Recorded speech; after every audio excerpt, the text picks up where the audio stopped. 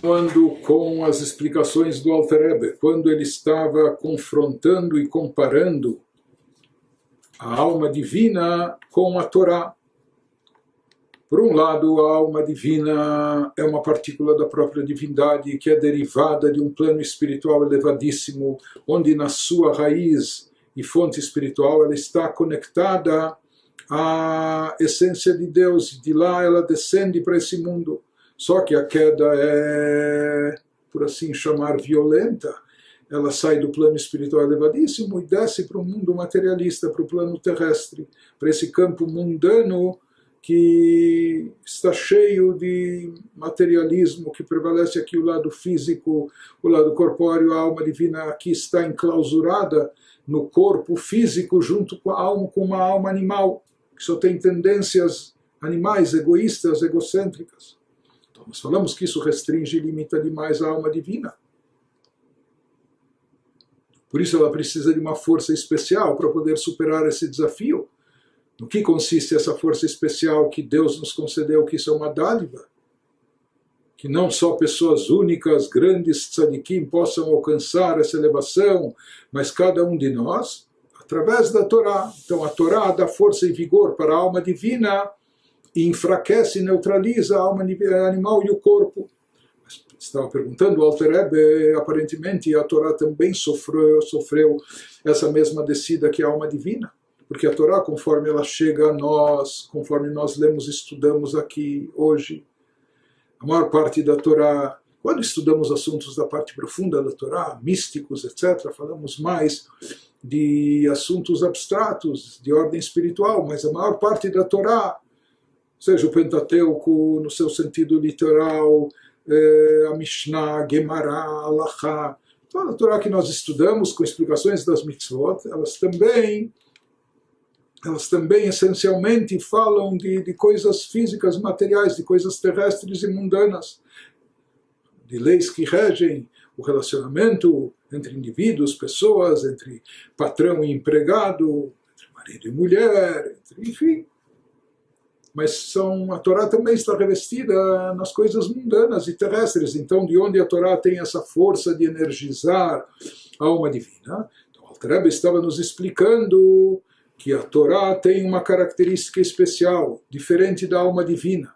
A Torá descende não da luz divina que preenche o universo, do seu nível mais elevado, mas sim a Torá, ela deriva da luz transcendente, da luz divina que transcende o universo, que abarca, que envolve o universo, mas não é contida dentro dele. Por quê? Porque essa luz é transcendental. Então a Torá, ele nos diz, por isso de fato, assim se fala no Zohar, que a Torá e Deus são uma coisa só, que a Torá está perfeitamente unificada com a essência divina. E mais do que isso, quando nós falamos que a Torá ela está unificada, é a própria essência divina, sobre a essência de Deus, assim está escrito no profeta, que Deus afirma, Ani Havai Eloshaniti, eu, Deus, não me modifiquei, não me cambiei, não me modifiquei com toda a criação do universo, com o surgimento de todos os mundos e todas as criaturas, nada disso afeta, isso não implica em nenhuma mudança para Deus. Não existe nenhuma diferença entre antes da criação do mundo, do universo, e depois da criação. Assim como Deus era único, absoluto, soberano, etc., ele é e será e continua sendo da mesma forma. Em outras palavras, a essência divina, isso nos remete a um nível que está acima de tempo e espaço, um nível que está acima do mundo. Quando nós falamos da essência divina, por que a essência divina não se modifica? Porque todas as variações, elas só existem no campo de limitação do universo, no campo de tempo e espaço. Mas a essência divina é um nível tão elevado que está acima de tempo e espaço. E, portanto, nesse nível, diante desse nível, não há diferença entre anjos celestiais ou sefirot, atributos divinos de primeira grandeza, chokhmah, sabedoria do mundo de Atzilut, da emanação, e uma pedra inanimada aqui no mundo terrestre. diante da luz transcendental de Deus, diante da essência de Deus, como se fala, já que o mundo todo não causa nenhuma modificação, nenhuma variação, não existem distinções nem variações. Tanto o anjo como a Sefirá, o atributo de Atzilut, como a pedra aqui embaixo, todos estão distantes de Deus infinito e limitado na mesma medida. Nenhum está mais próximo, nenhum chegou mais perto. Não é que o anjo é melhor do que a pedra, e nem a Sefirá de Atzilut, o atributo do mundo de emanação, não é superior ao que há abaixo. Então, isso representa o campo divino, supremo, transcendental, onde não há variações, etc. E de lá é derivada a Torá. Em outras palavras, se a Torá é derivada dessa luz infinita de Deus, dessa luz essencial de Deus, transcendental, isso significa que mesmo quando a Torá baixa para o campo físico e terrestre, mesmo quando a Torá está revestida ou embalada em assuntos materiais, no nosso campo mundano, mesmo assim isso não afeta em nada a Torá. Assim como a essência de Deus não sofre nenhuma variação, nenhuma modificação, nem com a criação do universo, nem com todos os tzimtzumim, todas as condensações, ocultações da luz espiritual, todo o descenso até chegar no campo físico material. A essência de Deus não é afetada por isso, não é modificada. Da mesma forma, uma vez que a Torá está unificada com a essência divina, uma vez que a Torá é a própria divindade, então, mesmo com esse aparente descenso da Torá, mesmo a Torá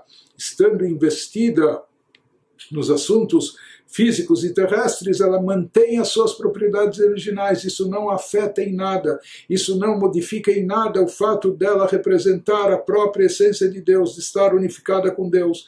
Então mesmo a Torá, quando aprendemos aqui leis da Torá de assuntos triviais, aparentemente assuntos às vezes banais ou do nosso dia a dia, mas isso contém a essência divina transcendental que supera todo o mundo, universo, tempo, espaço, etc. Em outras palavras, a Torá não se modificou, mesmo estando nessa embalagem terrestre. Porque ela tem que estar nessa embalagem para que a gente possa estudá-la, já que nós somos seres de carne e osso. Então, precisamos algo palpável, compreensível, que a gente possa captar no nosso intelecto. Mas mesmo assim, a Torá permanece não só divina, mas unificada com a essência de Deus, na mesma medida e da mesma maneira como ela estava acima. E essa é a grande diferença entre o processo de descenso, entre aquilo que ocorre com a Torá e aquilo que ocorre com as nossas almas. A alma, mesmo a alma divina, que é uma essência elevadíssima, muito espiritual, uma partícula da divindade. Porém, quando ela se desvincula da sua fonte e raiz espiritual elevada e desce aqui para o plano físico e terrestre, então a alma também, quando ela estava conectada à sua fonte, era uma partícula da divindade, por assim dizer, uma parte do Criador.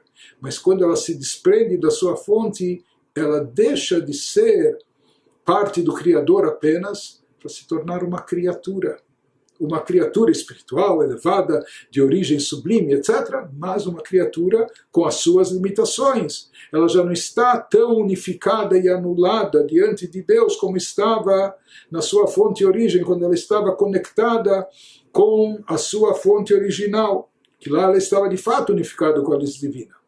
Então, no momento que ela se desprende da fonte e origem enviada aqui para baixo, quando ela chega para o plano terrestre, então ela não mantém as mesmas propriedades que ela tinha, as mesmas características, quando ela estava vinculada à sua fonte. Isso com a alma ocorre. Diferente disso, porém, em relação à Torá, se fala que a Torá, assim nos explica o Alter Rebbe, mesmo quando ela desce para esse mundo físico, mesmo quando a Torá é revestida de assuntos materiais, etc., ela permanece com suas características essenciais, ou seja, a essência de Deus, que Deus e a Torá são uma coisa só, mesmo com a Torá investida aqui nesse campo físico e terrestre. Por isso se diz que a Torá tem uma força e vigor especiais para energizar a alma divina.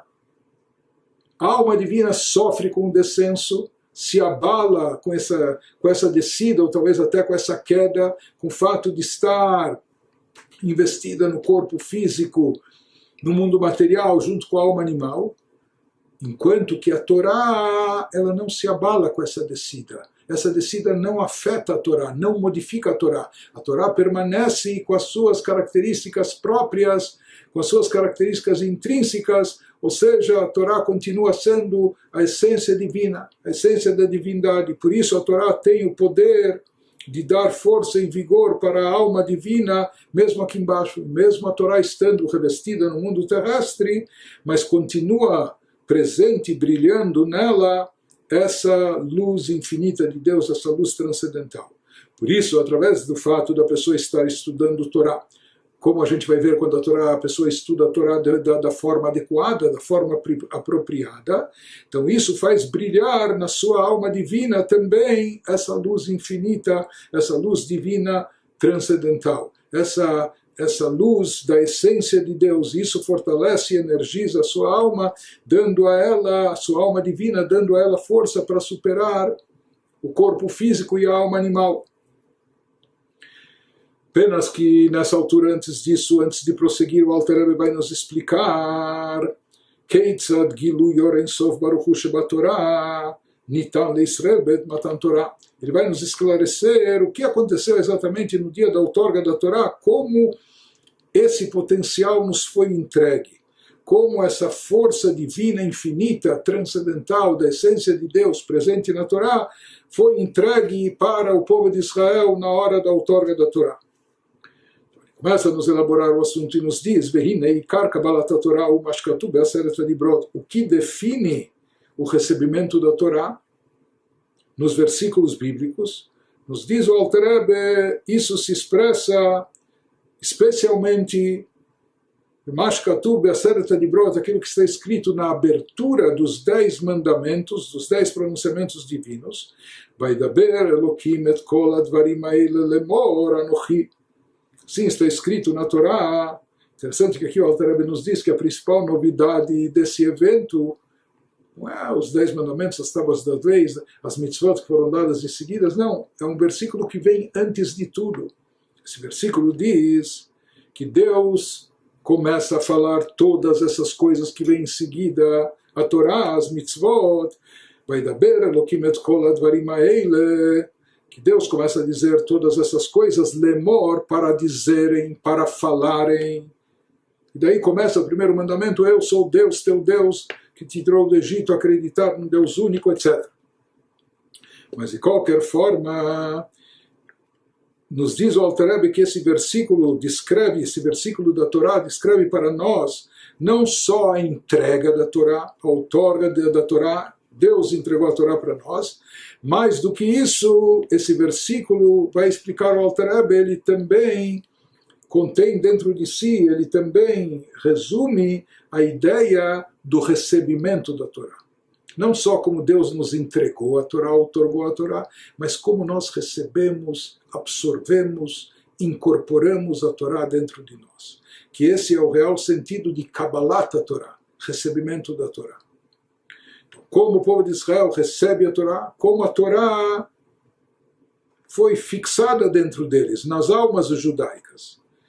Então, aqui o Alter Rebbe primeiro faz uma observação semântica, etc., de Lichorá Milat Leimor em Lavaná. A palavra Leimor em hebraico significa para dizer, para falar. Então, inúmeras vezes na Torá a gente encontra Deus se revelando para Moshe, Vaidaber Hashem el Moshe.